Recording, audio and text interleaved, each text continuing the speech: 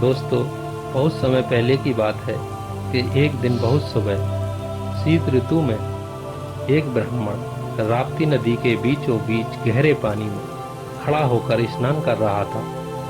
सर्दी से उसका पूरा शरीर थर-थर कांप रहा था और सर्दी के मारे उसका बुरा हाल था। एक दासी पुत्री पूर्णिका भी उसके निकट नदी में जल भरने के लिए गई। जब उसने देखा कि एक ब्राह्मण ठिठुरते हुए शीतल जल में डुबकियां लगा रहा है, तो दासी पुत्री पूर्णिका, जिसका नाम था, यह देखकर चुप न रह सकी और उसने पूछा कि ब्राह्मण, इस प्रकार कांपते हुए आप नदी में स्नान क्यों कर रहे हैं और इसका आपको क्या लाभ है?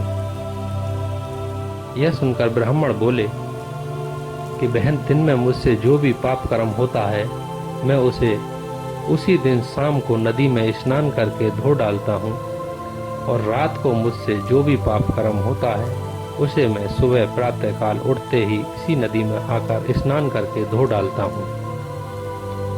इन बातों को जब दासी पुत्री पूर्णिका ने सुना, क्योंकि दासी पुत्री पूर्णिका भगवान बुद्ध के मुखार बिंदु से सुने उपदेशों के माध्यम से श्रेष्ठ मार्ग का उसको सम्यक ज्ञान हो चुका था, वह अब अंधविश्वासों के कुचक्र से बाहर आ चुकी थी।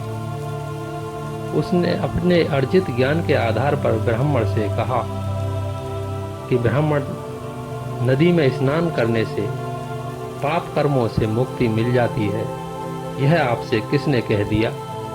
यह तो अज्ञानी और मूर्ख व्यक्ति द्वारा अज्ञानी और मूर्ख व्यक्ति के प्रति दिया हुआ उपदेश लगता है।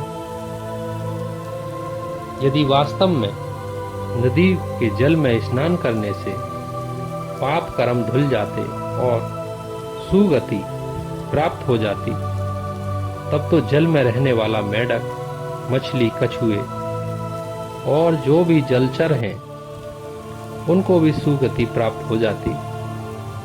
यदि नदी में स्नान करने से पाप मुक्त हो जाते, तो हर एक हिंसा करने वाला, चोरी करने वाला, व्यभिचार में लिप्त रहने वाला, झूठ बोलने वाला, शराबी और जो भी पाप करने वाले सभी लोग हैं, वह खूब पाप कर्म करते और नदी में स्नान करने से अपने पाप कर्मों से मुक्त हो जाते। एक महिला पनिहारन से ऐसी सच्ची किंतु खरी खरी बातें सुनकर ब्राह्मण सोचने को मजबूर हुए और उन्होंने सोचा कि मैं अभी तक कितना अज्ञानी था और आज तक मैं कैसे कुमार्ग पर चलता रहा। आज मुझे सच्चे श्रेष्ठ ज्ञान के दर्शन हुए हैं। उसने दासी पुत्री पूर्णिका का आभार व्यक्त किया और कहा, बहन, मैं आपसे पूछता हूँ कि अब मुझे क्या करना चाहिए? दासी पुत्री पूर्णिका ने ब्राह्मण को बताया कि हे ब्राह्मण, यदि वास्तव में तुम्हें पाप कर्म पसंद नहीं है, तो आप छिपे या प्रकट रूप से कोई भी पाप कर्म करते ही क्यों हो? वर्तमान या भविष्य में यदि कोई पाप कर्म करेगा, तो नदी में जल स्नान से आपकी मुक्ति बिल्कुल भी संभव नहीं है।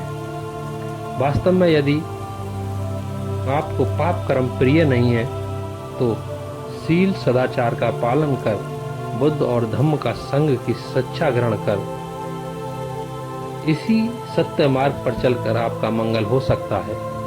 दासी